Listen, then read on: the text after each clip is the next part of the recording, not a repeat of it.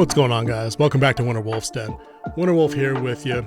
Been meaning to do a review for Black Adam, but unfortunately, been battling a case of bronchitis over the last couple of weeks, and my usual gift for gabbing, kinda absent. But 2 restless, hacking, med-filled weeks later, and here we are. Here's the game plan for the review video. I'm going to try a little different format, a little bit more organized. Number 1, I'm going to give you the overview of the movie's landscape and take a look at how it fits into the current slate of superhero IPs coming out of Warner Brothers and DC Studios. More on that. 2, we're going to give you the synopsis for the movie. 3, we're going spoiler-free with this one because I think a lot of people are probably sitting on the long weekend to get out to this if they didn't want to go see Wakanda Forever. So I don't want to ruin anything for anybody. And number 4, we're going to go speculation for the future. Black Adam. Nothing groundbreaking. Thankfully lecture-free. 100% enjoyable. Originally scheduled for a 2021 release, Black Adam hit theaters in the US on October 21st, and thus far has held down the #1 spot through 3 weekends. Not too shabby for a movie featuring a character most normies have probably never heard of. As of the making of this video, Black Adam's box office take is somewhere in the neighborhood of $325 million worldwide. A bit underwhelming and maybe a little surprising given the personal star power Dwayne "The Rock" Johnson typically brings to a project. And like I mentioned earlier, with Wakanda Forever looming this weekend, Black Adam's going to have a tough go hitting the estimated $500 million it would need to break even. Black Adam tells an interesting tale in its ratings. As the graphic shows here, courtesy of Rotten Tomatoes, the critics and the fans have distinctly different takes. When you look into reviews from the respective camps, you see an interesting juxtaposition. Critics who want to call the flick out for being run-of-the-mill and filled with overused tropes and being a little too heavy on CGI. And the audience, fans really, who are expressing gratitude for a movie just being a movie and not another virtue signal from Hollywood's crooked mouth. I'm glad to have read reviews, positive and negative, and never once having come across somebody complaining about a lack or an overexposure of current American politics or social justice issues. Gotta give Black Adam that at least. Kudos for that. Moving on. Black Adam is getting his 5,000-year slumber on when an archaeologist / freedom fighter and single mother raising a teenage boy on her own, accidentally but not really, wake him up to take on the latest in a long line of criminal organizations. She's trying to prevent a cultural artifact of immense importance to Kahndaq, her home nation, from falling into the hands of Intergang, the current group of occupying criminal douche nozzles. One thing leads to another, some plots are twisted, and a double agent is revealed. When said double agent gets their hands on the artifact, the Crown of Sabbac, in the 3rd act, it's up to a self-exiled Black Adam to throw hands with the literal demon reborn. Oh, also members of the Justice Society of America show up and manage to get their collective asses thoroughly kicked just about every time they're on screen. Though admittedly, a lot of them come across as likable, endearing, and genuinely dedicated to their roles. Guys, I enjoyed this one. Had a lot of fun, actually. Can't lie. There was definitely a feel of been there, done that, especially in the final act, and in particular with the last battle between Black Adam and Big Bad. You know what? I don't care. It was a trip seeing The Rock do his thing. He's been wanting to do this character for a long, long time, and I think he did it justice. Hopefully he gets a sequel, even though, like I mentioned earlier, it's definitely underperforming a little bit. What we had here was basically a fish out of water story that involved Black Adam roasting nameless bad guys and a bunch of very DC, very James Gunn, Suicide Squad, Peacemaker, stylized in slow-mo with banging action music playing in the background. Cool. Seen it and done it before, but definitely still cool and entertaining. And it entertained without lecturing, so there's that. And that's probably what's going to net at the higher score than I would have given this movie down the stretch. But more on that later. The cast was likable across the board for sure. All turned in decent performances, and despite the jokey, hokey tone, managed to deliver the proper amount of seriousness when the moments called for it.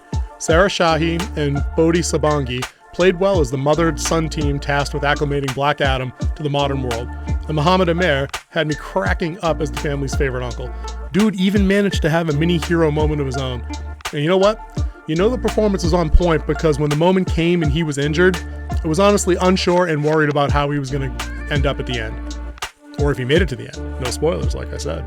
The family theme was strong here throughout the film, and whether it was the Tomaz family, who I was just talking about, Black Adam's family from ancient Kahndaq, who they showed via flashbacks, or the Justice Society themselves, there was a consistent vibe of people trying their best to look out for family, and I'll always dig that because I think it's lacking in a lot of the IP work that we're getting these days out of most of our franchises. The Justice Society was there. I don't know. They're on Amanda Waller's payroll in this one, and are tasked with taking Black Adam into custody once he pops onto the modern world's radar as an Ultramax level threat. Aldous Hodge as Hawkman looked good. I loved the gold and red wings and the helm. The mace was badass to look at. Cool character all around. Loved his outlook and responsibilities. He's definitely like the hero's hero. Cool to see. Dr. Fate though, my man stole the show, so special kudos to Pierce Brosnan in the role. He and Hodge did an excellent job of really making me feel like the characters had spent time in the trenches together, and that made for all the more potent payoff in the end. These two, definitely a high point of the movie. It was nice to see newish characters being brought to the live action big screen for a change instead of just animated stuff or via gaming, so it was nice to see something new. I wish we'd get more of these characters in future installments, but I think Black Adam probably going to be the end of the line for them. But we'll see, we'll keep fingers crossed. Then we have junior JSA members Atom Smasher and Cyclone, played by Noah Centineo and the lovely, lovely, lovely Quintessa Swindell. They respectively managed to capture the naivety and eagerness of team members new on the job. They had a solid chemistry between them as well, and they were fun to watch as they did their thing. I'll note especially here, it was nice to see younger heroes not be written as know-it-all twat waffles who only managed to rise by tearing others down. This JSA was a unit through and through, and when one of them got hurt, the whole team joined ranks to solve the problem and overcome the obstacle. It was nice to see people being good to each other in one of these IPs. Like I said before, it's been a long time since there wasn't some overblown asshole character whose only superpower was having the sarcasm of a 75 IQ 8th grader. The CGI and stage work, better than average for sure.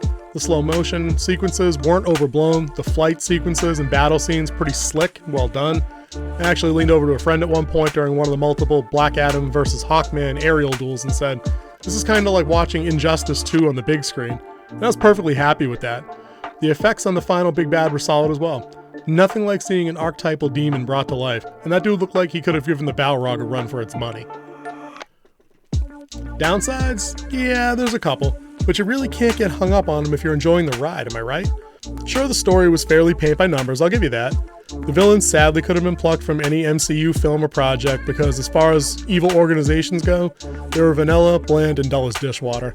The big bad twist could have been spotted from orbit as well, and the villain motivation that he brought to the table, also fairly run-of-the-mill and standard, world domination-y, no personal stakes, not a whole lot to that. But honestly, that's about it. The third act did suffer from a bit of predictability, but again, I didn't care because the ride was that much fun, it was that enjoyable. And if you didn't think that Black Adam was going to get his Shazam on before returning to the final battle, you weren't paying attention. Yes, this hero power-up scene is a trope, and you know what? Fuck it, I don't care. I live for that moment in movies, and I'll die on that hill. Winterwolf's got to give this one a solid 3.5 out of 5, guys. It was the definition of average in terms of craft and presentation, but still a blast to watch. A few short years ago, I might have been harder on Black Adam, but given that these years have been full of pandering, virtue signaling douchebaggery, I'm going to pull the punch a little bit here. I was happy to be able to sit back for 90 minutes and not be told how awful I am for being a straight white guy, or how I'm a racist, or a sexist, or a transphobe, or a colonizer, or whatever other historical wrong is piled on me this week. It was fun just to watch a movie again, and I'm happy to be able to just watch movies and see them and judge them based on them themselves and minus any other current societal context that they're put in. And also, be sure to stay through the end credits in this one for a brief but long, long overdue cameo from an old friend who's been sorely missing in DC movies as of late. And if his comments off-screen are any indicator, the future is bright for DC. There's big changes going on at Warner Brothers as the world has seen over the last month or so. New CEO David Zaslav has left a trail of bodies of canceled projects that would have made prime Jason Voorhees jealous. With major cuts of the DC shows on the CW, and films like Batgirl being Thanos snapped out of existence, not to mention other marquee films like Aquaman 2 and The Flash being pushed back again and deeper into 2023, the slate is obviously being wiped clean. James Gunn, who you probably remember from small, successful movies like Guardians of the Galaxy and Suicide Squad, and who had once been tapped as being the incoming lead from Marvel's Phase 4, as that would have handled the more galactic side of Marvel's history and could have done lots of nifty stuff. But instead, we got the Phase 4 we got, total bomb, is being installed as the new head of DC Studios, marking the first time DC has gone this route with a single person at the head of creative control. Think Kevin Feige from Marvel or Jon Favreau over there at Star Wars, or a certain side of Star Wars. He's being backed by his longtime business manager and multiple-time producer Peter Safran. So it sounds like after 2 decades of chaos and missteps almost, and a complete lack of creative cohesion, Warner Brothers is insisting that fledgling DC studios will follow the original MCU formula that became such a juggernaut runaway success. Will Black Adam, despite thus far underperforming at the box office, be the launchpad for a new and improved DC film family? Maybe what it didn't earn at the box office in terms of cash, it'll make up for in terms of fan goodwill. Another undeniably important type of currency to be flush in as a movie studio. But I guess we're just gonna have to wait and see on that. Let me know what you think of Black Adam and the changes coming to DC down in the comments below. And remember, tell them the Man in Black sent you.